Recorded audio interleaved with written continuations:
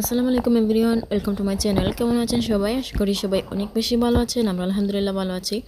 চলে এসেছি আরেকটি নতুন ব্লগ নিয়ে। আমার আজকের ব্লগটি আবারও শুরু করে দিয়েছি। তো বাহির থেকে শুরু করলাম আমার আজকের ভিডিওটি। আর এই তো এখানে বাড়ির সাইডে চলে আসলাম। এখানে এসেছি কিছুটা কলমি শাক নেওয়ার জন্য। আর এই তো এখানে এই যে দেখতে পাচ্ছেন লম্বা লম্বা কিছু ছোট ছোট গাছ, এখানে কিন্তু কলমি শাক পাওয়া যায়। আর এই তো আমার বোন ওখানে চলে গিয়েছে, আর ফরিদাও আছে। ফরিদা তাদের জন্য তুলছিল, আর আমার বোন আমাদের জন্য তুলছে। আর এখানে বসে বসে আমি এনজয় করছি, আর সেই সাথে আপনাদের সাথেও শেয়ার করছি। আশা করছি ভালো লাগবে।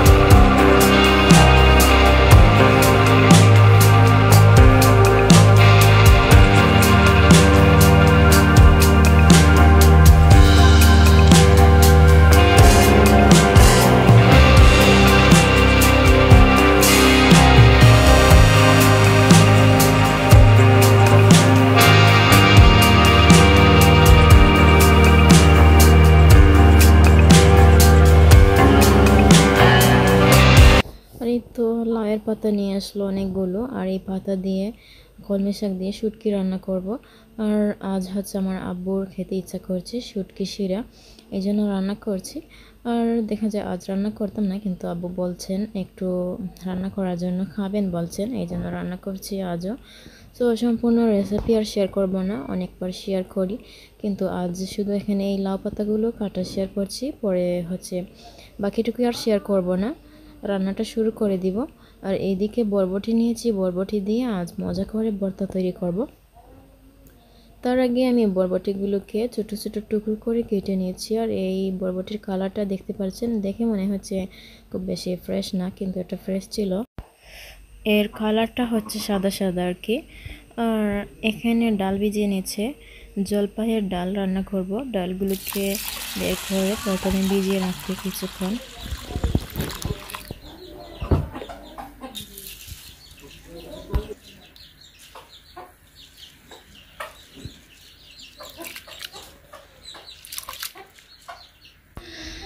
তারপর চলে আসলাম পিছন দিকে। আর এই তো পিছন দিকের সাইডটা কিন্তু পরিষ্কার করে নিচ্ছি রান্না শুরু করার আগে। এখানে দেখা যায় আমাদের বাড়িতে যখন মানে মোরগ আছে, অনেকগুলো মোরগ, আর মোরগরা যখন খেতে লাগে তখন নিচ থেকে কিন্তু এই যে হাবিজাবি এগুলো কিন্তু উপরে নিয়ে আসে। তো কিছুদিন পর পর 4-5 দিন পর দেখা যায় ওগুলো আবার ফেলে দিতে হয়, ঝাড়ু দিতে হয়, এভাবে টেনে টেনে নিতে হয় আর কি। সো পরিষ্কার করে তারপর রান্নাটা শুরু করব।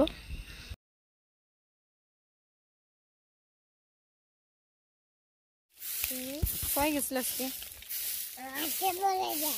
কই গেছিলে আমাদের সাথে নেই? কই গেছিলে আমাদের সাথে? করছো কি?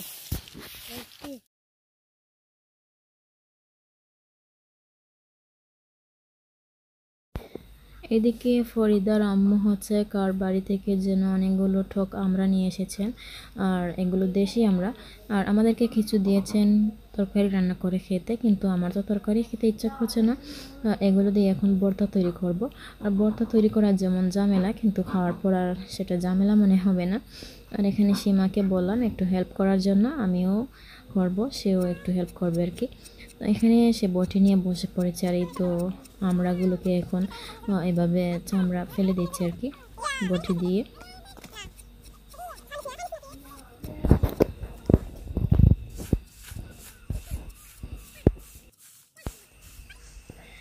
এইদিকে আস্তে আস্তে আগুন জ্বালিয়ে দিচ্ছে আমার বোন। আর এখানে সব কিছু অলরেডি রেডি করা হয়ে গিয়েছে, জাস্ট আমি টমেটো আনতে ভুলে গিয়েছিলাম, এখন নিয়ে আসলাম। আর এখানে বসে বসে আমি খেটে নিয়েছি। আর দেখা যায় রাতের কিছু ভাত রয়ে গিয়েছিল, ওই ভাতগুলো এখন কাজে লাগাবো, ভাত দিয়ে মানে ভাত ভাজি করবো আর কি। তারপর দেখা যায় এগুলো আর থাকবে না। আর যদি ভাত ভাজি না করি এই ভাতগুলো কিন্তু নষ্ট হয়ে যাবে। আর অপচয় করা কিন্তু মোটেই ঠিক নয়, অপচয়কারীকে আল্লাহ তাআলাই কিন্তু পছন্দ করেন না।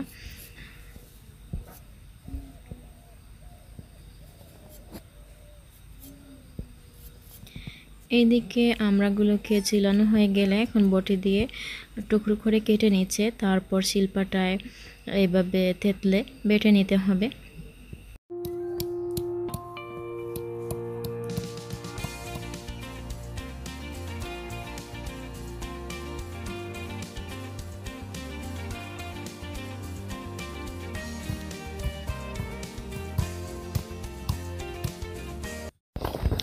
এদিকে রান্না শুরু করার আগে আরেকটি কাজ কিন্তু করে নিতে হয়, চুলাটাকে হালকা মাটি দিয়ে মুছে নিচ্ছে আমার বোন, হালকা পাতলা ভিজিয়ে আর কি। এখানে একটা জাল ভিজিয়ে মুছে নিয়েছে, এতে করে দেখা যায় চুলাটা দেখতে যেমন সুন্দর লাগে, রান্না করতে কিন্তু ভীষণ ভালো লাগে।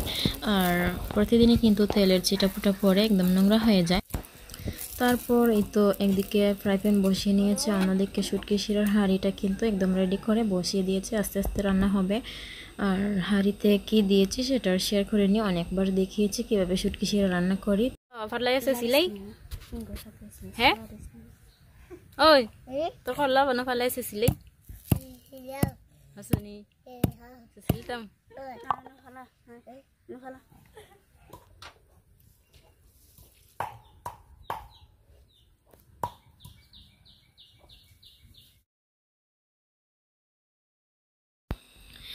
এইদিকে হচ্ছে তেল গরম করে পেঁয়াজ কুচি কাঁচামরিচ কুচি ভেজে নিচ্ছে, তারপর একটা ডিম দিয়ে দিচ্ছে, ডিমটাকে ভেঙে জোরে করে নেবে।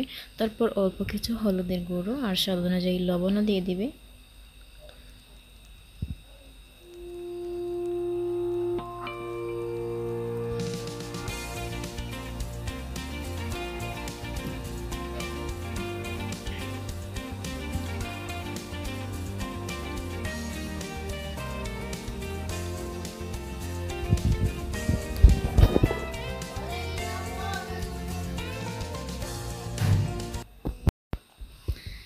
আর এই তো আস্তে আস্তে নাড়াচাড়া করে এখন মিশিয়ে নিচ্ছে। সব শেষে এখানে দিয়ে দিচ্ছে কিছু ধনেপাতা কুচি। আর এই তো অল্প কিছু উপকরণ দিয়ে কিন্তু চাইলে আমরা দামি খাবারের চাহিদা পূরণ করতে পারি, তাই না? সো রেডি হয়ে গেল মজাদার ফ্রাইড রাইস।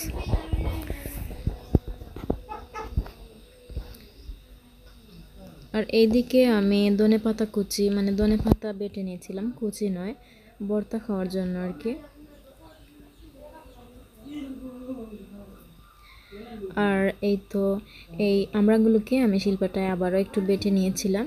বাটা হয়ে গেলে এখানে ধনেপাতা বেটে নিয়েছি, তারপরে তো শুকনো মরিচ ভেজে দিয়েছে আমার বোন। এখন ভর্তাটাকে ভালো করে মাখিয়ে নিয়েছি। আর এই তো মাখানো দেখে কিন্তু আবারও জিভে পানি চলে আসছে, এরকম অবস্থা।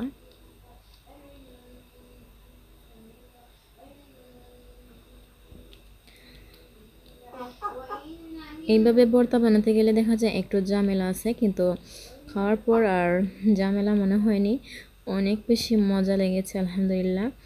যারা টক খেতে পছন্দ করেন এইভাবে শিলপাটায় একটু তেঁতলে পিষিয়ে ভর্তাটা বানিয়ে খাবেন, অনেক বেশি টেস্টি হয়।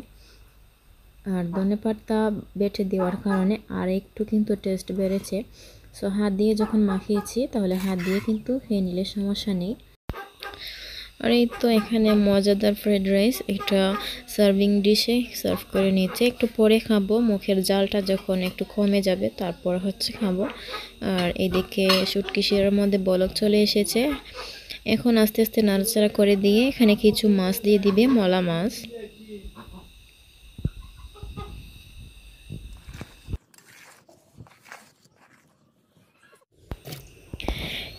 এইদিকে হাঁড়ি বসিয়ে নিয়েছি, বরবটিগুলোকে সিদ্ধ করে নিতে হবে। প্রথমে কিছু পানি নিয়েছি, আর এই তো এই পানিতে এখন দিয়ে দিলাম।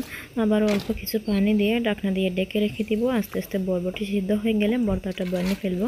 আর এখানে আমি ডাল রান্না করার জন্য এই তো ডাল নিয়েছি ভালো করে ধুয়ে ঠুয়ে। এখন আমি কড়াইয়ের মধ্যে নিয়ে নিলাম আর দিয়ে দিয়েছি এখানে মাঝারি সাইজের একটা পেঁয়াজ কুচি। তারপর এখানে দিয়ে দিয়েছি আরও কিছু কাঁচামরিচ আস্ত। দিয়ে দিচ্ছি হলুদের গুঁড়ো 1.5 চা চামচ। প্রথমে মাখিয়ে জাকিয়ে আমি ডালটাকে বসাবো, তারপর ডালের মধ্যে একটু ফোড়ন দেব আর কি।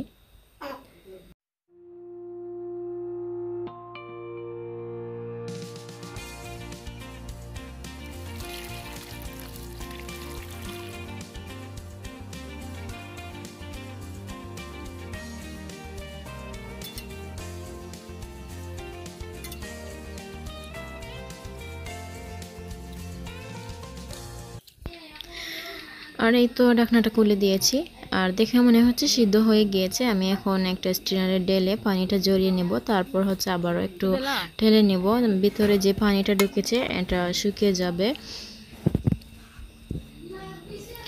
আর এখানে আবার আমি ফ্রাই প্যান বসিয়ে নিয়েছি।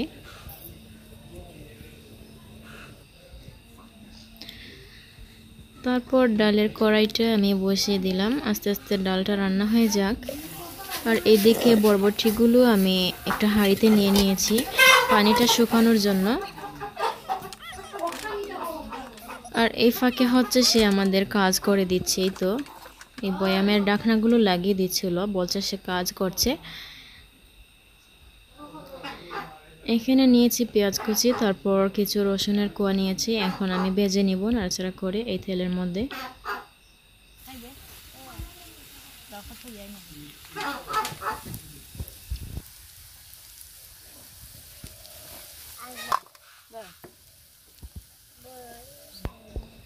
তারপর এদিকে বলক চলে এসেছে, ঢাকনাটা খুলে আমি একটু নাড়াচাড়া করে দিচ্ছি। এখনও কিন্তু পারফেক্ট সিদ্ধ হয়নি, আর একটু সিদ্ধ করে নিতে হবে।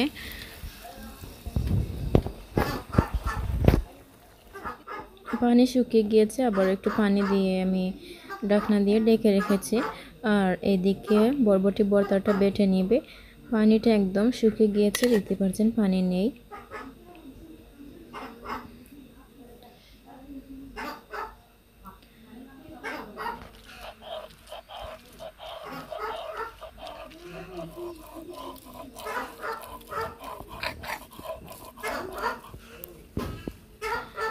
এখানে ডালগুলো সিদ্ধ হয়ে গেলে আমি ডাল ঘুটনি দিয়ে এখন ঘুটে নিচ্ছি।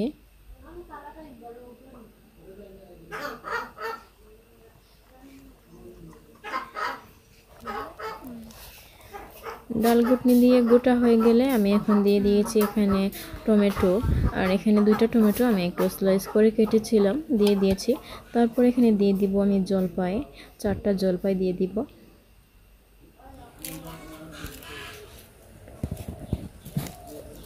আবারও কিছুক্ষণ রান্না করতে হবে।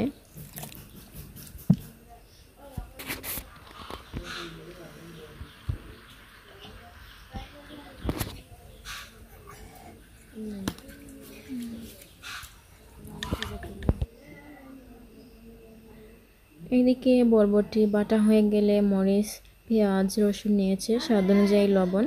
এখন এগুলো বেটে নেবে, তারপর ভালো করে ভর্তাটা মাখিয়ে নিলেই কিন্তু হয়ে যাবে মজাদার বরবটি ভর্তা। গরম গরম ভাতের সাথে কিন্তু এই ভর্তাটা বানিয়ে খেলে এক নিমিষেই এক প্লেট শেষ হয়ে যাবে। এরকম একটা ভর্তা হয়, সবার কাছে কিন্তু এই বরবটি ভর্তাটা ভালো লাগে, এই জন্য একটু বেশি করেই তৈরি করছি।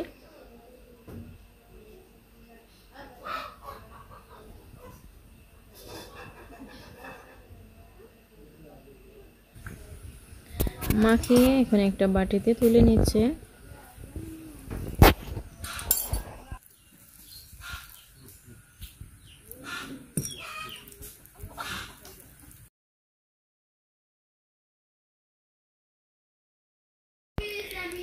ডালের মধ্যে ফোড়ন দেব আমি। এখানে তেল গরম করে আস্ত পাঁচফোড়ন দিয়ে দিয়েছি 1 চা চামচ।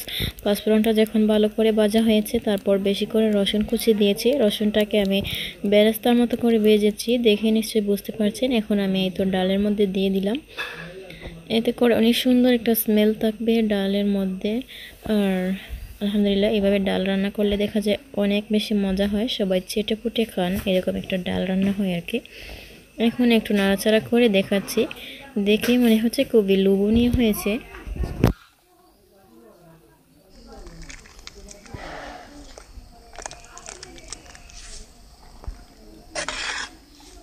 ভালো করে যখন আরেকবার বলক চলে আসবে, তখন আমি ডালটাকে নামিয়ে ফেলবো। আর এই তো দুপুরে রান্নাবান্না ফিনিশ। এখানে শুটকি শিরা রান্না হয়েছে, মজাদার ডাল রান্না হয়েছে, ঘন ডাল, আর এইদিকে হচ্ছে মজাদার বরবটি ভর্তা।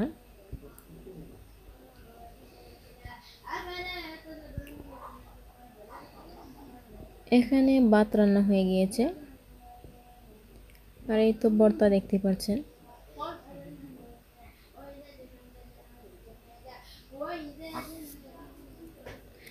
ফ্রেশ হয়ে চলে এসেছি, এখন খাবার খাবো। আর এই তো আমার বোন ওইদিকে বসে পড়েছে, আর এইদিকে আমি খাচ্ছিলাম। আর এই তো এখানে পাতলা ডাল নিয়েছি। ডালটা এত বেশি মজা হয়েছিল যখন এই জলপাই ডাল দিয়ে ভাত মাখিয়ে খাচ্ছিলাম। আলহামদুলিল্লাহ, অসম্ভব টেস্টি লাগছিল। আর এই ছিল আমার আজকের ব্লগ। এখানে বিদায় নিচ্ছি। সবাই ভালো থাকবেন, সুস্থ থাকবেন, আর ভিডিওটা বেশি করে শেয়ার করে দিবেন। সবাই ভালো থাকুন। আল্লাহ হাফেজ। আসসালামু আলাইকুম।